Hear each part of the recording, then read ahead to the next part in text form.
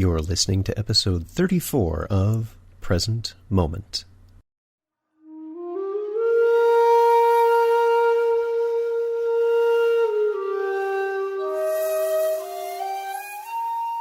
Welcome to Present Moment, Mindfulness, Practice, and Science. I'm Ted Meissner. Present Moment is a podcast with interviews, conversations, and roundtable discussions. We speak with mindfulness researchers about their newest findings published in peer-reviewed science journals, teachers about their understanding and methods as they work with students of mindfulness, authors about their books and interests, and we also speak with everyday practitioners. The website presentmomentmindfulness.com has show notes for each episode along with resource materials. Eric Loucks speaks with us today about the correlations between mindfulness and cardiovascular health.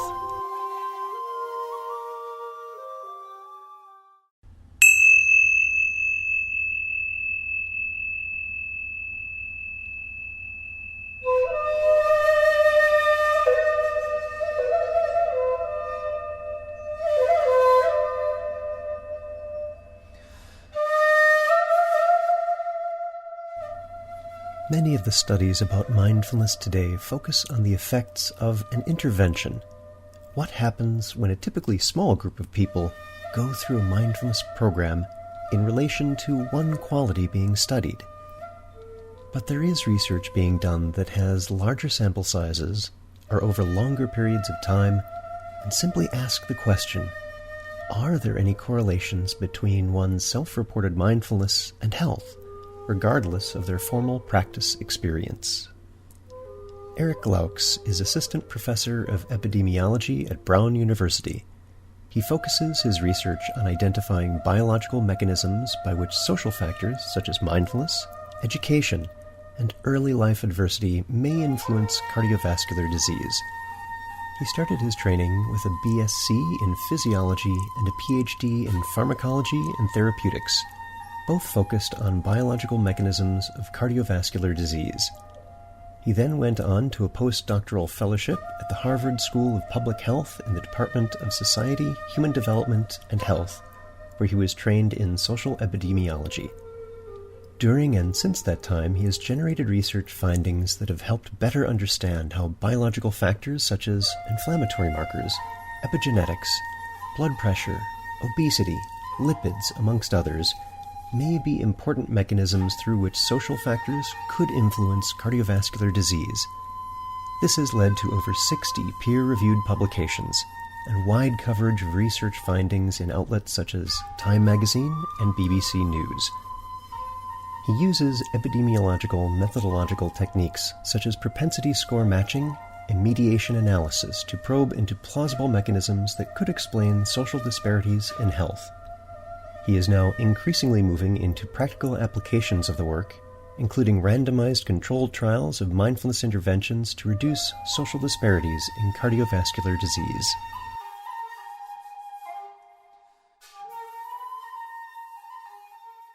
Our guest today is Eric Loucks. Eric, welcome to the podcast. Thank you. So tell us a little bit about your background. How did you first encounter contemplative practices? I guess my first encounter was as a kid. One of my mom's cousins married a Tibetan who worked with the Dalai Lama, with his government in exile, and so I just sort of heard about the Dalai Lama from a young age, and then started reading some of his stuff as a teenager, and then formally started meditating. I guess like 16 or so years ago, and mostly with Thich Nhat Hanh's tradition, and then have been very involved with that tradition ever since. And then I guess about 5 years ago, I started looking towards researching mindfulness in regards to health, and put a questionnaire in a study that we were doing that we'll be talking about today. Terrific. So tell us about that study. How many participants, and what was the structure? What did you do? Yeah, so this is It's actually a birth cohort of people that have been followed since they were in their mom's wombs, and they're now in their late 40s, early 50s. Wow, so longitudinal. Yeah. Very. Yeah, and this, we assessed 400 participants with pretty substantial cardiovascular assessments, things like, blood samples for lipids and fasting glucose, and took blood pressure and body mass index and, health behaviors, smoking, physical activity, diet, that kind of thing, along with a bunch of other physiological assessments that I'll be publishing on in the future too. So we measured those sorts of things in them, and then also measured self-reported mindfulness using the mindfulness attention awareness scale. Mhm. So I'm kind of curious if you've been measuring them since pre-birth. I imagine that original study was that focused on general health or heart health? Because that would have been so long ago that it wasn't specifically geared towards mindfulness. Yeah, yeah.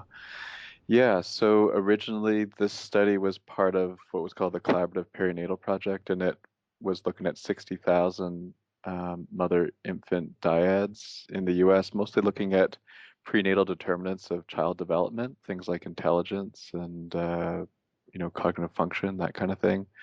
And so then about 25 years ago, Steve Buca, who's chair of epidemiology at Brown, started following them up for schizophrenia, early determinants of schizophrenia, where there are potential biomarkers in the prenatal time that can influence schizophrenia. And he did some of the first work showing associations of that. And then I came on board 10 years ago when the participants were getting to be in their 40s, and we started doing cardiovascular assessments on them because it was starting to be the time that risk factors for cardiovascular disease are really starting to manifest more and more and be able to be measured.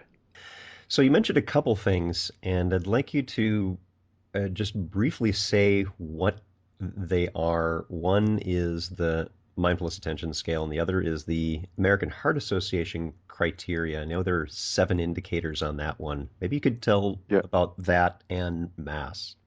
sure.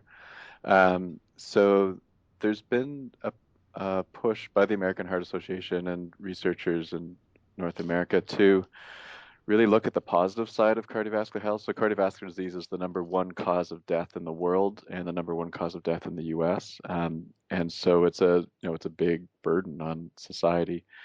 And there's the risk factors for heart disease. A lot are really well known. The ones that I've already mentioned, things like lipids or blood pressure, or obesity or smoking or diet, physical activity. And so the American Heart Association said, well, let's not just look at cardiovascular disease risk, but let's look at cardiovascular health. What are the healthy levels of lipids? What are the healthy levels of diet? How can we eat, a diet that's rich in, fruits and vegetables and that sort of thing, and looking at healthy levels of blood pressure and that sort of thing. So this uh, measure of cardiovascular health that they proposed looks exactly at that. So we're looking to see what kinds of factors influence positive cardiovascular health that influence, intake of fruit and vegetables, lots of physical activity, not smoking, having fasting glucose in the normal range, having low lipids, having low blood pressure, that kind of thing. So. Awesome. And how about the mindfulness scale? Yeah, so that's called the mindfulness attention awareness scale, and it was developed by Kirk Brown and his colleagues. And so it measures dispositional mindfulness. It's if there's different measures of mindfulness out there, I think this scale probably aims a little bit more towards like absent-mindedness. It sort of asks questions like, I could be experiencing some emotion and not be conscious of it until sometime later. I tend not to notice feelings of physical tension or discomfort until they really grab my attention. So it's trying to get at people's levels of mindfulness as best we can, but a lot of it is sort of looking at people sort of noticing that their mind isn't in that present moment. When we think of mindfulness as sort of defined often as sort of present moment awareness of sort of thoughts and feelings and physical sensations without any sort of judgment. I would say this scale is getting at that noticing of thoughts and feelings and emotions and physical sensations in that present moment, but the judgment piece, non-judgmental piece, doesn't necessarily come out in the questions. And so that's sort of the idea behind this questionnaire. That they've done a reasonable amount of validity and reliability testing on it. It tends to be higher in say Thai monks and then Thai students. People who have experience with meditation, like Zen meditators, have been shown to have higher levels on the MOS than those who don't. There was a systematic review that came out looking at all different mindfulness questionnaires, and all of them have some limitations, particularly where we see with randomized controlled trials that when there's a usual care control group, mindfulness tends to increase in the mindfulness intervention group compared to the usual care group, but it doesn't always increase compared to an attention control, like an active control. And so that's brought some concern into, is the what is it measuring? And we're not always, these aren't gold standard measures of mindfulness. It's really hard to measure mindfulness. And they're sort of tools of a developing science. Yeah, and that's a very important point, and I think your colleague Willoughby Britton, some of her work has been on exactly what you just mentioned with, I think, children. One of her studies is a different kind of attentional intervention to help try to control for that. And of course, it's very difficult. How do you determine what's going on with the mindfulness? Is it just being present? And what are other interventions we might use to measure how a formal contemplative practice is the specific thing that's going on versus chanting or something else? Yeah, yeah, Yeah. yeah. So for this study, did you have a segment of the participants that went through a program of mindfulness and another that didn't, and you compared them, or how did that work? No, these were just normal people doing their thing. So it was just an observational study. So we were measuring dispositional mindfulness itself. And so that's that idea that all people probably have a certain level of awareness of their thoughts and emotions and physical sensations. And so then they might come about it through different ways. There may be, maybe some of them have done some mindfulness meditation or yoga, or maybe there's neurophysiological differences in people's neural networks that allow them to become more aware of their physical sensations or their thoughts. But whatever, maybe it's involved with their early childhood and how mindful their parents were and how they learned about that. So there may be different ways that people come about to have different levels of dispositional mindfulness, and we were simply measuring that. So no before and after of two groups. You're just looking for, and as the title of the study very clearly says at the very beginning, positive associations. It's what are we seeing are the correlations between these two, and what did you find? Yeah, found that those with higher levels of mindfulness had about an 86% higher likelihood of having good cardiovascular health. And then, and that cardiovascular health was a combination of those 7 different risk factors that I mentioned. And then, we looked to see which of those risk factors was really driving the overall association. And so mindfulness was associated with smoking and body mass index, fasting glucose, and physical activity. So those 4 risk factors were particularly driving the associations. Hmm. And there's some areas that weren't, I also noticed, and Yeah. those were also a bit telling. Can you tell us a little bit about those? Yeah. So the 3 that weren't significantly associated were diet, blood pressure, and lipids. And so with the with the diet, the effect sizes were still not bad, but it's really hard to accurately measure diet. And so those who had high mindfulness were 35% more likely to eat fruits and vegetables, but it wasn't statistically significant. I think because it's difficult to accurately measure fruit and vegetable consumption, or maybe there's no association. It's hard to tell. With the blood pressure and the lipids, they also weren't associated, and we're not exactly sure why. As I've been sort of talking about it with others, and thinking about it a little bit more myself, is we don't really feel different when we have high blood pressure or high cholesterol. but we do feel different when we smoke or when we're obese or when we're being physically active. So the things that we noticed associations with, people feel differently when they have those risk factors when they don't. And the things that we didn't see associations with, people don't necessarily feel different. Maybe that's it. This is speculative, and other studies will tell us whether that's the case or not. But that would be my guess at this time why we're not. And this isn't the first time that I have heard of studies that have shown what surprised many people in mindfulness community, that there didn't seem to be quite the association between lowering blood pressure and a mindfulness practice. And so for folks who are listening, I'm digging up some research on that. I'll try to get some researchers on the podcast for it. But Eric, one of the things I wanted to ask about this is, what do you expect this is indicating as to how mindfulness might impact heart health? Yeah, I think it's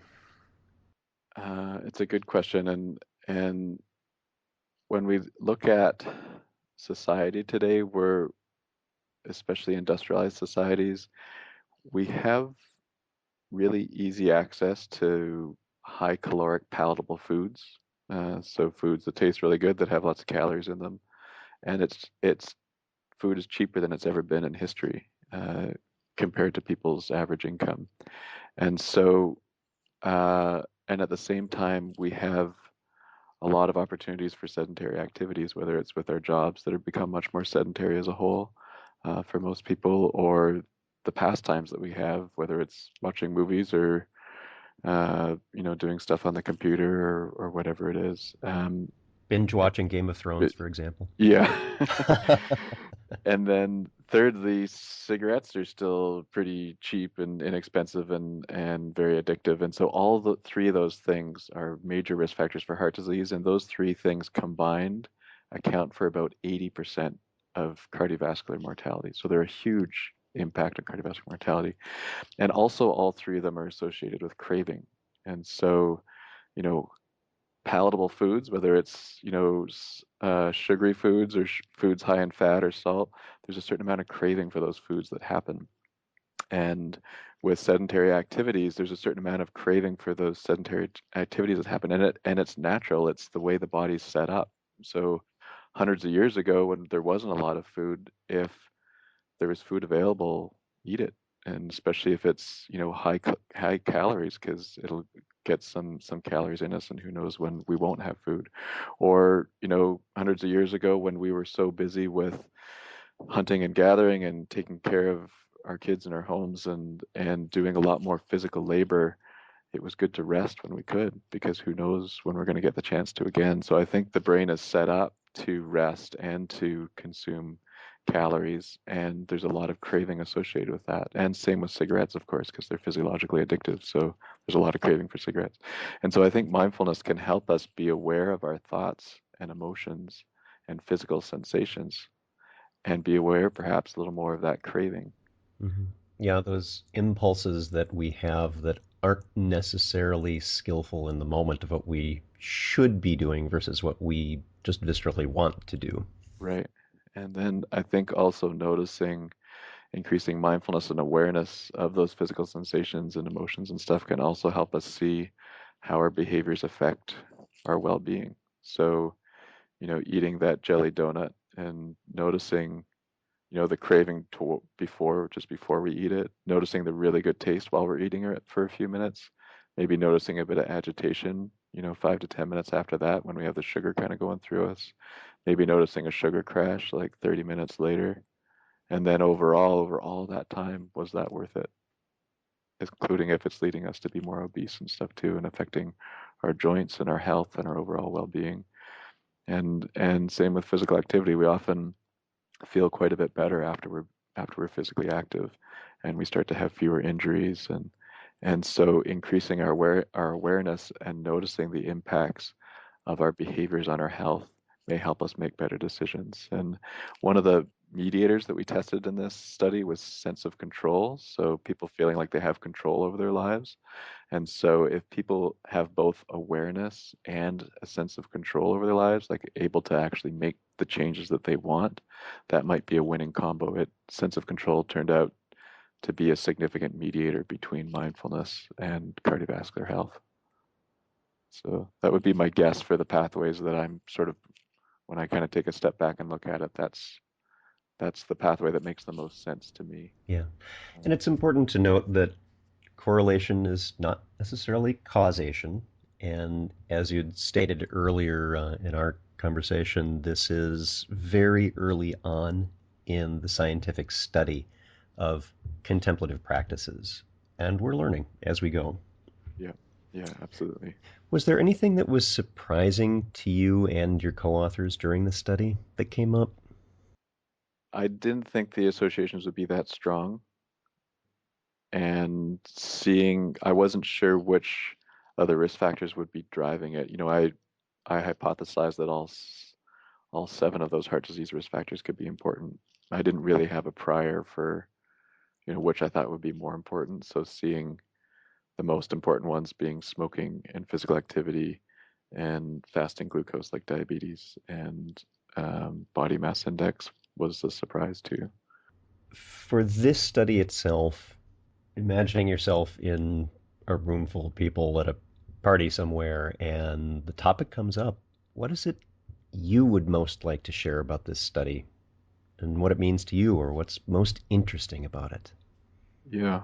Um, I guess, what excites me about this field is I feel like society is ripe for mindfulness right now, where we have so many opportunities to be distracted, whether it's with our smartphones or our iPads or our computers or whatever, tweets and stuff. And we also, it's a really fast moving time where, we have all these sources of craving, whether it's foods or sedentary activities or smoking. And so for me, mindfulness is exciting in that it can cut through that. It can help us, especially mindfulness interventions, where it can help us become more aware of where our minds are at, just non-judgmentally. It's just information. Oh, okay, so my mind is really focused on this work challenge right now. Okay, there it is. And then bringing it back to myself and bring it as we continue to come back and become more centered. I think it can help us better understand the impact of our environment on our well-being and also train us up.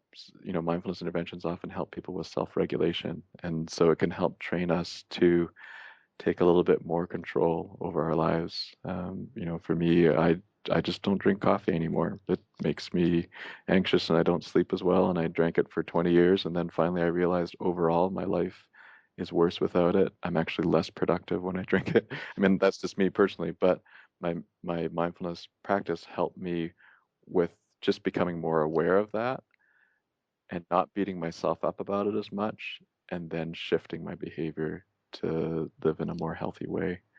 And so I think in this society, my feeling anyway is that mindfulness has, some really good potential for where the world is at right now with all the opportunities for distraction and consumption and craving. Excellent. So, what are you working on now? Is there a planned follow up to this study? Yeah, yeah. I mean, I think that the two main avenues for this study are one to um, you know, replicate these findings in bigger studies and preferably longitudinal studies where we can actually look at incident events or changes in these risk factors over time. So that's a piece that I'm working on. And then another piece is around interventions. So there's standardized mindfulness interventions out there, like mindfulness-based stress reduction, that may have some potential benefit, but also potentially customized interventions to, cardiovascular risk reduction too. Thank you so much for being here. Our guest today, Eric Loucks, who's assistant professor at Brown University. You can find out more about Eric and his work. I'll have a link to his page at Brown, as well as links to a couple articles about this study. Eric, thanks for joining us. You're welcome. Thanks for having me.